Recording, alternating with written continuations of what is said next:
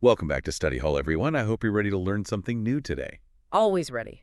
Well, today we're taking a close look at President Trump's big announcement from February 11th, his brand new President's Intelligence Advisory Board. Oh, yeah, that's right. A lot of folks might think, another advisory board, what's the big deal? Right.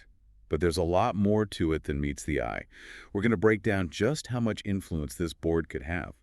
We're talking about information that shapes national security decisions. Huge implications. Really, the key is understanding the extent of their potential influence. We're talking about shaping, directly shaping, the information the president uses to make decisions about, well, national security. Exactly. And that influence starts with one detail that really stood out in the White House announcement. Did you catch that part about making sure the entire intelligence community is in line with Trump's America First agenda? That's the detail that really piqued my interest because, how does America First, which has been central to Trump's policies, how does that even translate into intelligence work? Yeah, good point. So just as a quick refresher, America First basically means putting American interest above, well, everything else, right? Yeah, you got it. But like with anything, there are nuances. Some analysts are saying that in practice, an America First intelligence approach could mean focusing a lot more on domestic threats, maybe even ignoring global issues. So maybe even overlooking something like, let's say, political instability in a far-off country, even if it could eventually have a domino effect on American businesses or allies. Exactly. It's a tough balancing act, for sure. Yeah, that makes sense. And it makes the expert analysis we dug up even more important. They laid out the potential benefits and the potential drawbacks of this new advisory board. And, surprise, surprise, this America First lens plays a big role in their analysis. That doesn't surprise me at all. It's really at the heart of it all. So let's dive into the good stuff first. The analysis said that on the positive side, this board could lead to better oversight and accountability within the intelligence community. And they highlighted some of the folks on the board: Devin Nunes, Robert O'Brien, Rhiannon Priebus, all people with a lot of government experience. Right. Experience is definitely there. They've all held pretty high-level positions, so at least they're not coming in blind, right? Yeah, you'd hope not. Uh, But it gets tricky here, right? I mean, we all remember Nunes. He was in Congress back during Trump's first administration, yeah. and he was really close with Trump. Yeah, that was hard to miss. Staunch defender of Trump. So how objective can he be? Right. Can someone who's that close to the president really be unbiased when they're overseeing the entire intelligence community? And that's one of the major concerns highlighted in the analysis is the politicization of intelligence.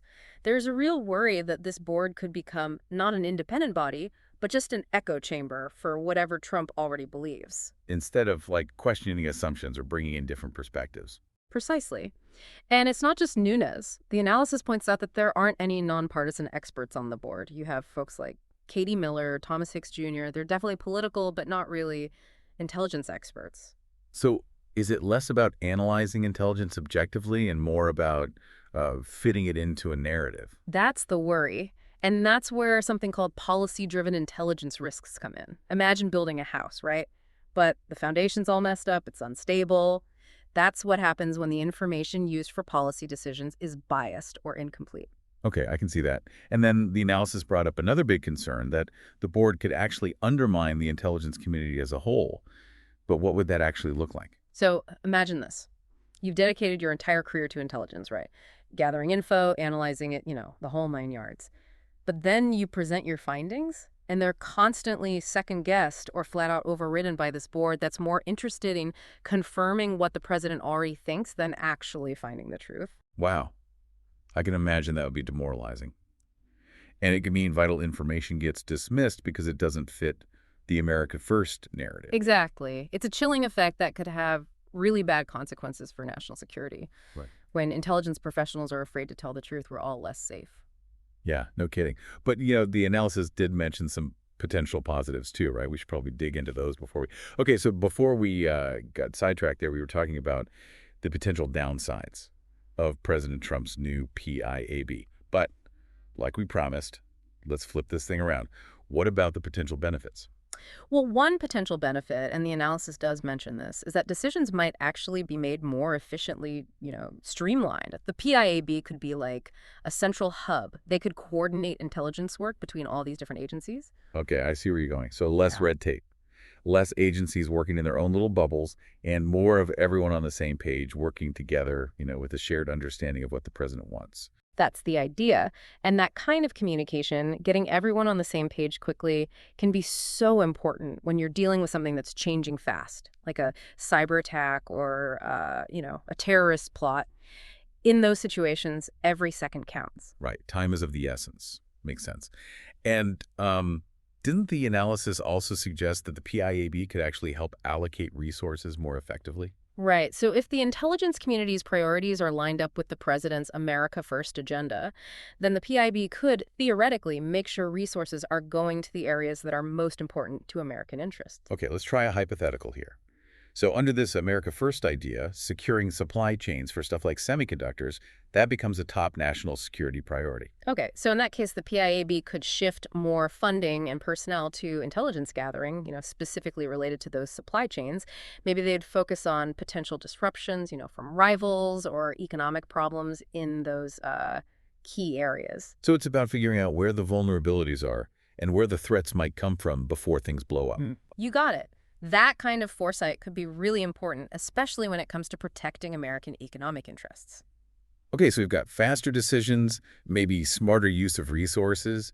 But on the other hand, we've got this risk of bias and, people in the intelligence community being afraid to speak up. It seems like a lot depends on who's on the board and what they do with all this power.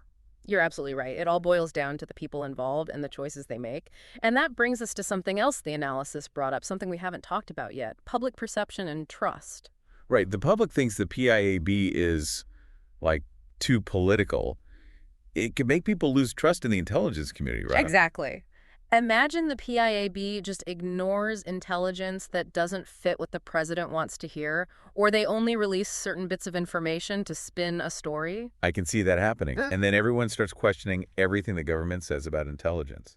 That's a dangerous path, and once you go down it, it's really hard to come back. People become skeptical, even about real threats. And that could make it harder to do what needs to be done to keep the country safe. It's like this whole other level, right? It's not just the folks inside the intelligence community. It's about making sure the public still believes in the system. Right. And that's where things like transparency and accountability become super important. Everything the PIAB does, every decision they make, it needs to be out in the open. Yeah, because if it's all secret, people start making up their own stories, conspiracy theories, and that just makes things worse. Transparency is like a safety net. It helps make sure that PIAB is working for the country, not just for one person's political goals. Okay, so we've talked about what could go wrong, what could go right. But what about us? We're citizens, we're engaged. What can we actually do to make sure things go in the right direction? Is it just hoping for the best, or is there something more proactive we can do? That's a really great question. It's something we should all be thinking about for sure. And it's something we're going to dig into more in our last segment. So we've talked about the good, the bad, the ugly.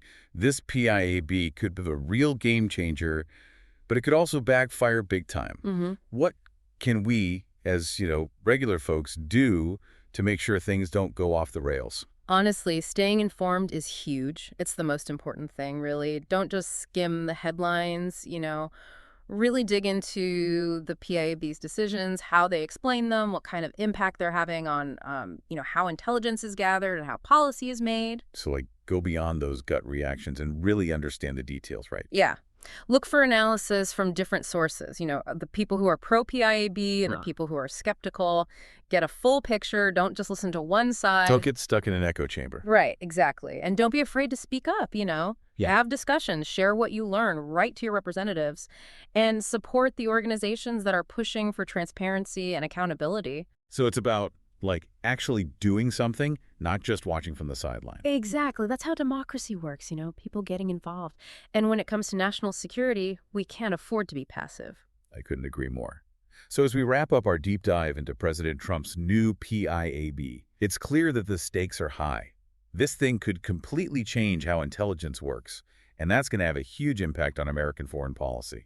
It's complicated, that's for sure. There aren't any easy answers. But if we stay informed, really think critically about this stuff and hold our leaders accountable, then we can help make sure the intelligence community is working for the right reasons, not just playing politics. That's a great takeaway.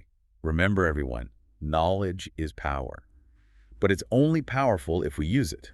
Keep those minds sharp, and we'll catch you next time in Study Hall.